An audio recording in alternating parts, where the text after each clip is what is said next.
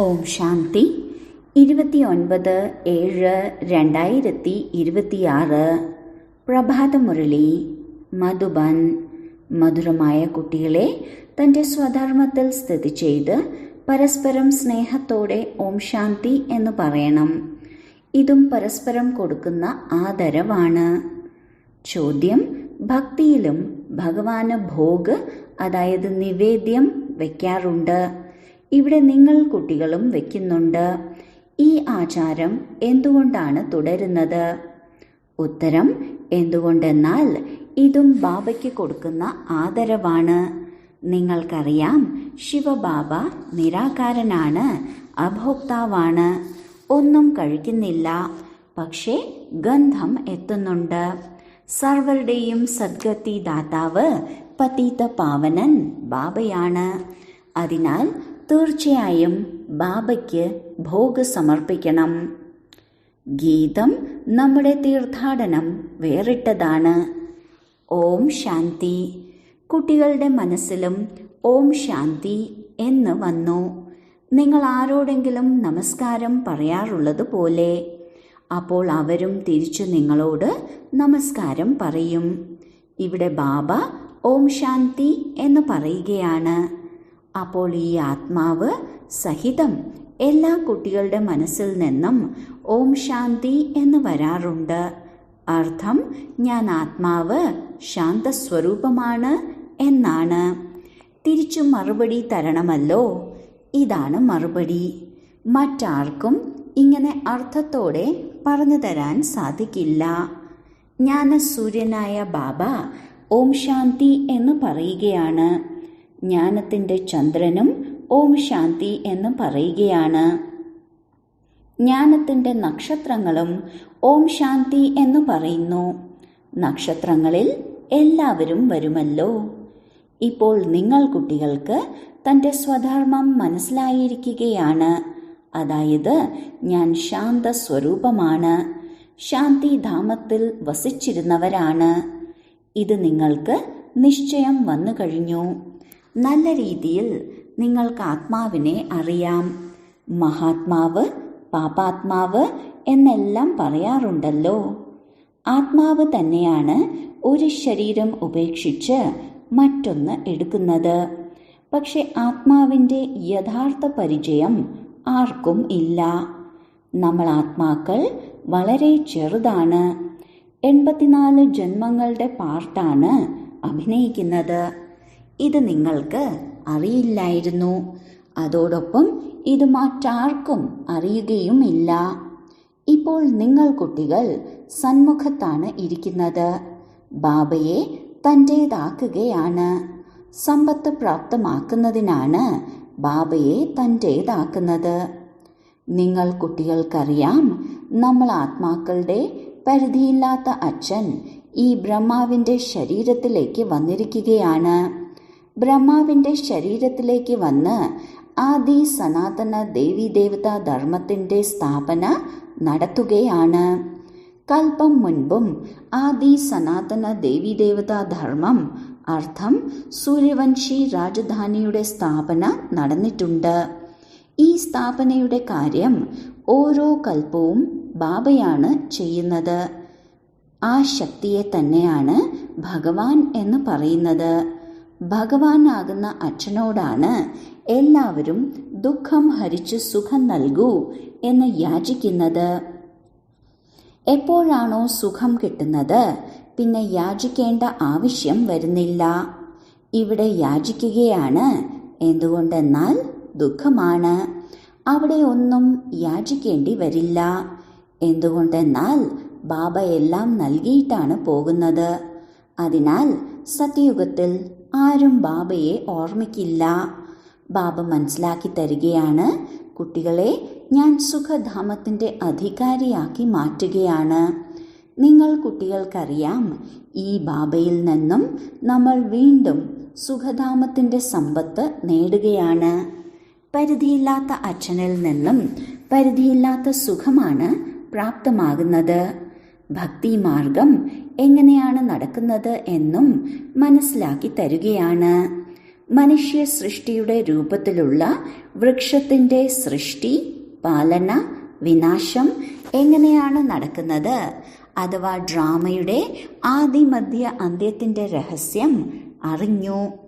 ഇതാണ് സാകാര ലോകം. മുകളിലുള്ളത് നിരാകാരി ലോകമാണ്. കുട്ടികൾ മനസ്സിലാക്കി കഴിഞ്ഞു. പൂർണമായും പകുതി കൽപ്പം ഭക്തി ചെയ്തു. ഇത് കലിയുഗത്തിന്റെ അവസാനമാണ്. സംഗമത്തിലാണ് സമ്പത്ത് കിട്ടുന്നതും. ഇത് നല്ല രീതിയിൽ കുട്ടികൾ മനസ്സിലാക്കണം. ഇപ്പോൾ നമ്മൾ സംഗമത്തിലാണ്. ഇത് നിങ്ങൾ കുട്ടികൾ മനസ്സിലാക്കുന്നുണ്ട്. മറ്റാരും ഇത് മനസ്സിലാക്കുക പോലും ചെയ്യില്ല. ഏതുവരെ പരിചയം കൊടുക്കുന്നില്ലയോ ഇത് മനസ്സിലാക്കില്ല. എപ്പോഴാണോ പഴയ ലോകം മാറി പുതിയത് വരുന്നത്, അപ്പോൾ തീർച്ചയായും സംഗമയുഗം വരും. ഇത് പൂർണമായും പഴയ ലോകമാണ്. ഇതിനെയാണ് ഇരുമ്പ് യുഗം എന്ന് പറയുന്നത്. ഇതും നിങ്ങൾക്കറിയാം. ആദ്യം ഈ മുഴുവൻ ലോകത്തിലും ഒരു ധർമ്മമാണ് ഉണ്ടായിരുന്നത്. പുതിയ ലോകത്തിൽ കേവലം ഭാരതഖണ്ഡമാണ് ഉണ്ടാവുക.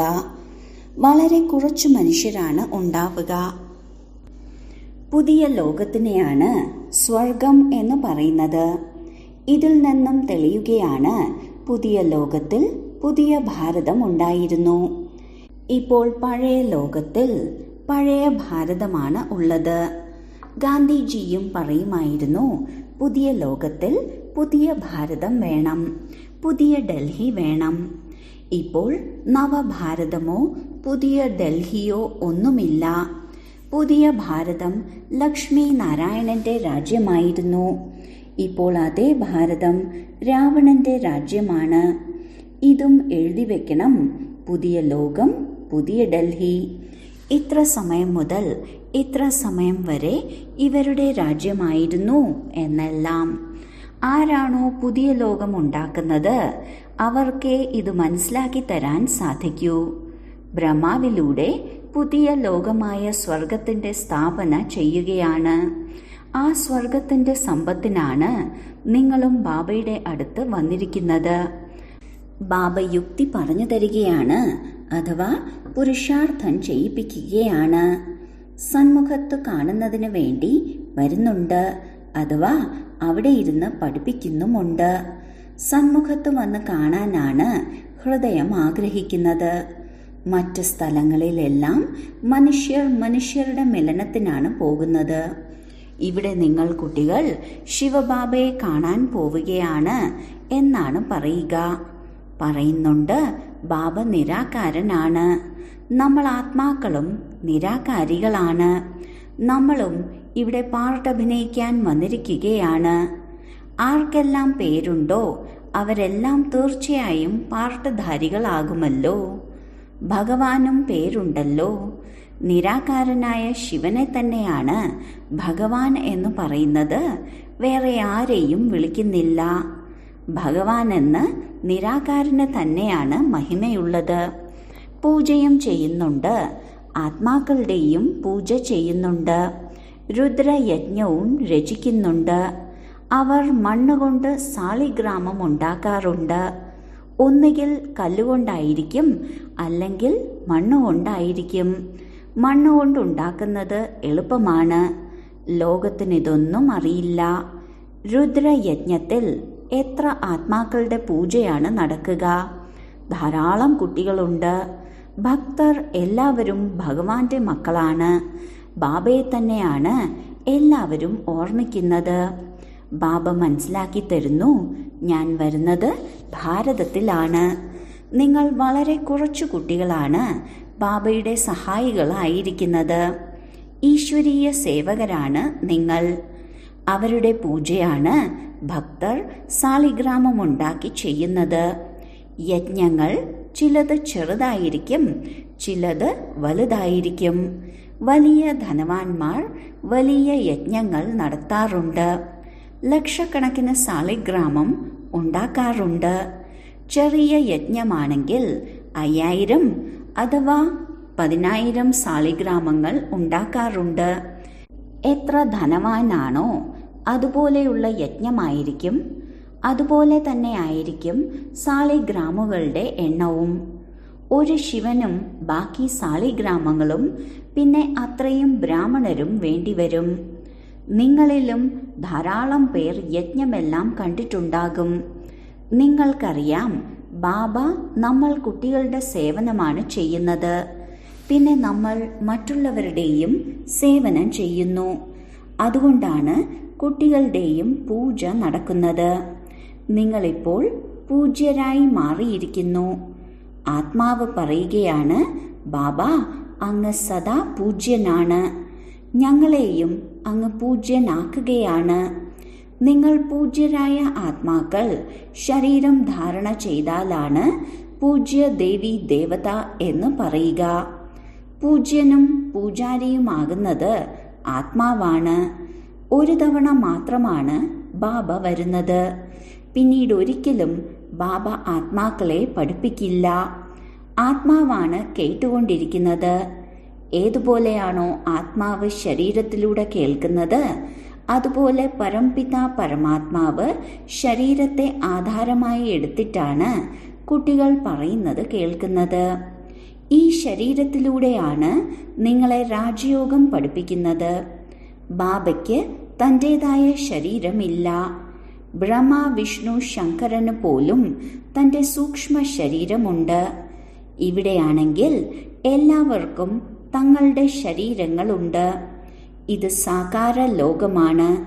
ശിവബാബ നിരാകാരനാണ്. ബാബ ജ്ഞാനത്തിൻ്റെ സാഗരനാണ്, സുഖത്തിൻ്റെ സാഗരനാണ്, സ്നേഹത്തിൻ്റെ സാഗരനാണ്. ബാബയാണ് വന്ന് പതിതരെ പാവനമാക്കി മാറ്റുന്നത്. ഇതിൽ പ്രേരണയുടെ ഒരു കാര്യവുമില്ല. അഥവാ പ്രേരണയിലൂടെ പാവനമാക്കണമായിരുന്നു എങ്കിൽ ഇവിടെ വന്ന് രഥമെടുക്കേണ്ട ആവശ്യമുണ്ടോ? ശിവക്ഷേത്രത്തിനു മുന്നിൽ നന്ദിയെ വെക്കാറുണ്ട്. മനുഷ്യരുടെ ബുദ്ധി പൂർണ്ണമായും കല്ല് ബുദ്ധിയായതുകൊണ്ട് അവർ ഒന്നും മനസ്സിലാക്കുന്നില്ല. കാളയെ എന്തിനാണ് ശിവന്റെ മുന്നിൽ കാണിച്ചിരിക്കുന്നത്? ഗോശാല എന്ന പേര് കേട്ടപ്പോൾ കാളയെ വെച്ചു. ആരാണിപ്പോൾ കാളപ്പുറത്ത് യാത്ര ചെയ്യുന്നത്? കൃഷ്ണന്റെ ആത്മാവ് സത്യയുഗത്തിലാണ് ഉണ്ടാവുക. ഇവിടെ വന്ന് മൃഗത്തിൽ യാത്ര ചെയ്യേണ്ട ആവശ്യം എന്താണ്? ഒന്നും മനസ്സിലാക്കുന്നില്ല. ഒരു ദ്രൗപദിയൊന്നുമല്ല ഉണ്ടായിരുന്നത്.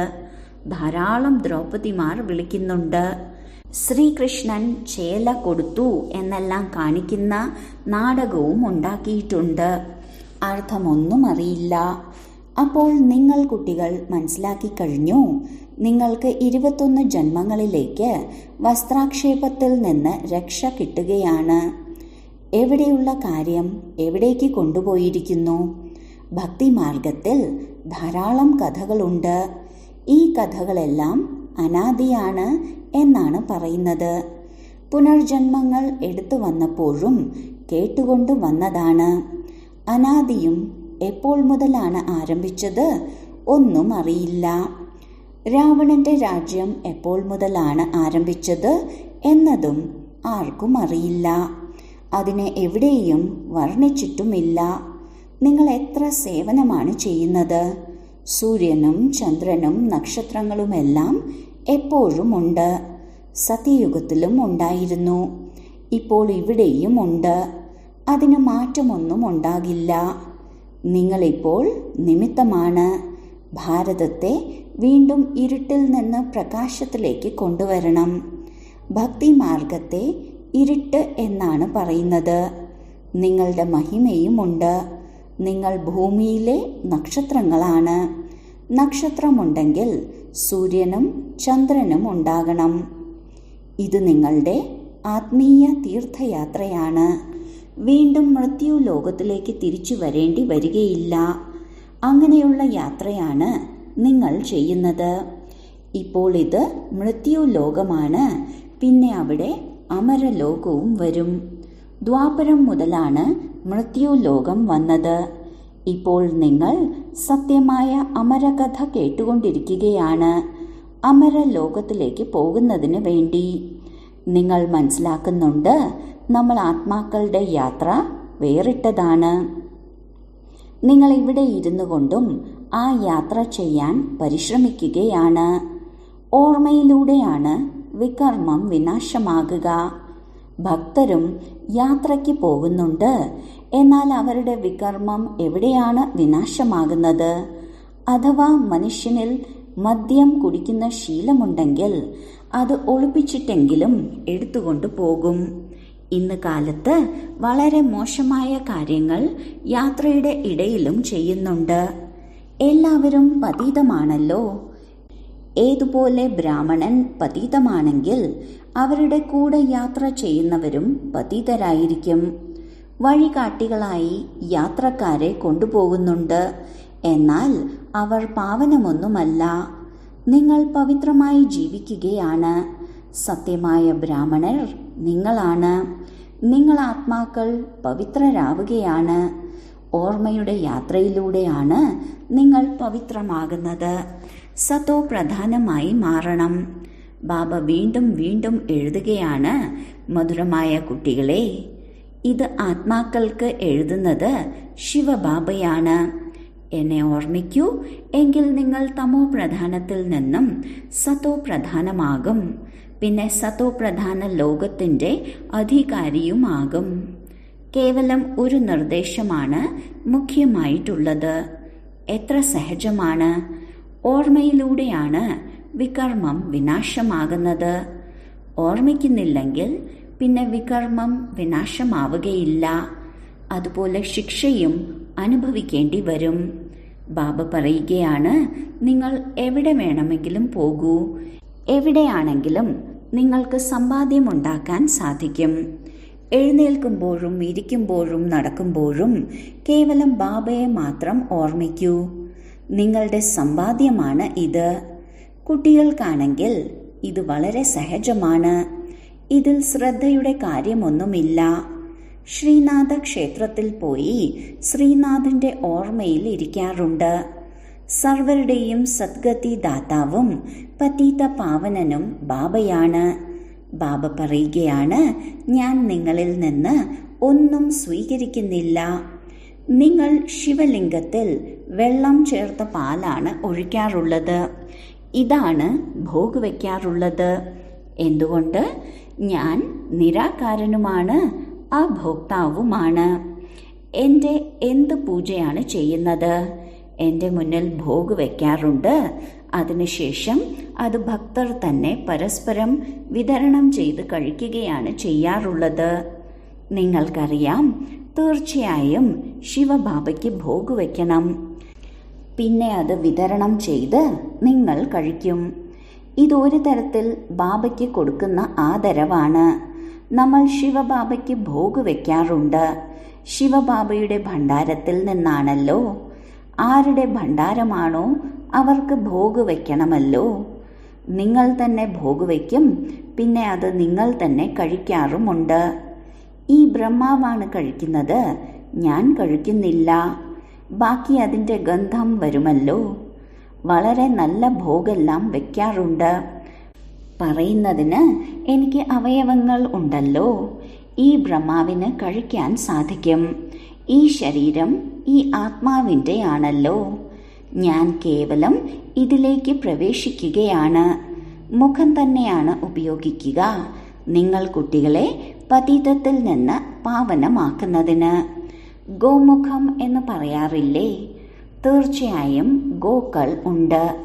നിങ്ങൾക്കറിയാം, ഈ ശരീരത്തിലൂടെയാണ് ഞാൻ നിങ്ങൾ കുട്ടികളെ ദത്തെടുത്തത്. അപ്പോൾ മാതാവും പിതാവുമായില്ലേ? പക്ഷെ മാതാക്കളെ ആരാണ് സംരക്ഷിക്കുക? അതിനാൽ ഡ്രാമ പ്ലാൻ അനുസരിച്ച് സരസ്വതിയെ നിമിത്തമാക്കി. മാതാ ഗുരുവിൻ്റെയും മഹിമ വേണമല്ലോ. ആദ്യ നമ്പറിൽ വരുന്ന ഗുരു ഇതാണ്. ഗുരു ബ്രഹ്മാവും ശരിയാണ്. ഏതുപോലെയാണോ അച്ഛൻ, അതുപോലെ ആയിരിക്കും കുട്ടികൾ. നിങ്ങൾ ബ്രാഹ്മണർ തന്നെയാണ് സത്യമായ ഗുരുവായി മാറുന്നത്. സ്വർഗത്തിലേക്കുള്ള സത്യമായ വഴിയാണ് നിങ്ങൾ പറഞ്ഞു കൊടുക്കുന്നത്.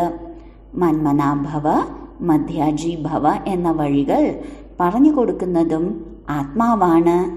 അച്ഛനും അമ്മയും കുട്ടികളും എല്ലാവരും ഒരു വഴി തന്നെയാണ് പറഞ്ഞു കൊടുക്കുന്നത്. ഇവിടെ നിങ്ങൾ സന്മുഖത്തിരിക്കുകയാണ്, ഓർമ്മയുമുണ്ട്. പിന്നെ വീട്ടിലേക്ക് പോകുമ്പോൾ ധാരാളം കുട്ടികൾ മറന്നുപോകുന്നു. ബാബയുടെ അടുത്താണ് വന്നിരിക്കുന്നത് എന്ന ആനന്ദവും നിങ്ങൾക്കുണ്ട്. ബാബ പറയുകയാണ്, സ്വദർശന ചക്രധാരിയായി ഈ യുക്തി പറഞ്ഞു കൊടുക്കൂ. അതായത് മുക്തിധാമത്തെയും ബാബയെയും സമ്പത്തിനെയും ഓർമ്മിക്കൂ. ശരി, വളരെ കാലത്തെ വേർപാടിന് ശേഷം തിരികെ കിട്ടിയ മധുരമായ സന്താനങ്ങൾക്ക് മാതാവും പിതാവുമായ ബാബ്ദാദയുടെ സ്നേഹസ്മരണകളും പുലർക്കാല വന്ദനവും. ആത്മീയ പിതാവിൻ്റെ ആത്മീയ കുട്ടികൾക്ക് നമസ്കാരം. ധാരണയ്ക്കുള്ള മുഖ്യസാരം: 1. പരസ്പരം കൂടെയുള്ളവർക്കും ബാബയ്ക്കും യഥാർത്ഥമായ ആദരവ് കൊടുക്കണം. ബാബ അഭോക്താവാണ്. പക്ഷെ ആരുടെ ഭണ്ഡാരിയിൽ നിന്നാണോ പാലന നടക്കുന്നത് ആ ബാബയ്ക്ക് ആദ്യം സമർപ്പിക്കണം. 2. പൂജനീയരാകുന്നതിന് ഈശ്വരീയ സേവകരായി മാറണം. ബാബയോടൊപ്പം സേവനത്തിൽ സഹായിയാകണം. എപ്പോഴാണോ ആത്മാവും ശരീരവും പാവനമാകുന്നത് അപ്പോൾ പൂജ ലഭിക്കും. വരദാനം: സ്വയത്തിനും സർവാത്മാക്കളെയും പ്രതി നിയമം പാലിക്കുന്ന നിയമനിർമ്മാതാവും പുതിയ ലോകത്തിന്റെ നിർമ്മാതാവുമായി ഭവിക്കട്ടെ. ആരാണോ സ്വയത്തെ പ്രതി നിയമം പാലിക്കുന്നവരാകുന്നത് അവർ തന്നെയാണ് മറ്റുള്ളവരെ പ്രതി നിയമപാലകരാകുന്നത്. ആര് സ്വയം നിയമം ലംഘിക്കുന്നുവോ അവർക്ക് മറ്റുള്ളവരുടെ മേൽ നിയമം നടത്താൻ സാധിക്കില്ല. അതിനാൽ സ്വയത്തെ പരിശോധിക്കൂ. രാവിലെ മുതൽ രാത്രി വരെ മനസ്സാ സങ്കല്പത്തിലൂടെയോ വാക്കുകളിലൂടെയോ കർമ്മത്തിലൂടെയോ സമ്പർക്കത്തിലൂടെയോ മറ്റുള്ളവർക്ക് സഹയോഗം കൊടുക്കുന്നതിലോ സേവനത്തിലോ എവിടെയും നിയമം ലംഘിക്കുന്നില്ലല്ലോ. ആര് നിയമം പാലിക്കുന്നവരാണോ അവർക്ക് നിയമം ലംഘിക്കുവാൻ സാധിക്കില്ല. ആര് ഈ സമയത്ത് നിയമനിർമ്മാതാക്കളാകുന്നുവോ അവർ തന്നെയാണ് ശാന്തി സ്ഥാപകരും പുതിയ വിശ്വസ്ഥാപകരും ആകുന്നത്. സ്ലോഗൻ: കർമ്മം ചെയ്തുകൊണ്ട് കർമ്മത്തിന്റെ നല്ലതിൻ്റെയും ചീത്തയുടെയും പ്രഭാവത്തിൽ വരാതിരിക്കുന്നത് തന്നെയാണ് കർമാതീതമാകുക എന്നത്.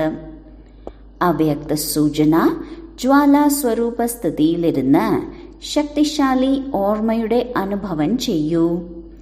ജ്വാലാസ്വരൂപ ഓർമ്മയ്ക്ക് വേണ്ടി മനസ്സിനും ബുദ്ധിക്കും ഒന്നാമതായി ശക്തിശാലിയായ ബ്രേക്ക് വേണം. പിന്നെ തിരിക്കാനുള്ള ശക്തിയും വേണം. ഇതിലൂടെ ബുദ്ധിയുടെ ശക്തിയും ഒരു ഊർജവും പാഴായി പോകാതെ ശേഖരിക്കപ്പെട്ടുകൊണ്ടിരിക്കും. എത്ര ശേഖരിക്കപ്പെടുന്നുവോ അത്രയും വിവേചന ശക്തിയും നിർണയശക്തിയും വർദ്ധിക്കും. ഇതിനു വേണ്ടി ഇപ്പോൾ സങ്കല്പങ്ങളുടെ വിസ്താരം സ്റ്റോപ്പ് ചെയ്തുകൊണ്ട് പോകൂ. അതായത് ഉള്ളിൽ ഒതുക്കുവാനുള്ള ശക്തി ധാരണ ചെയ്യൂ.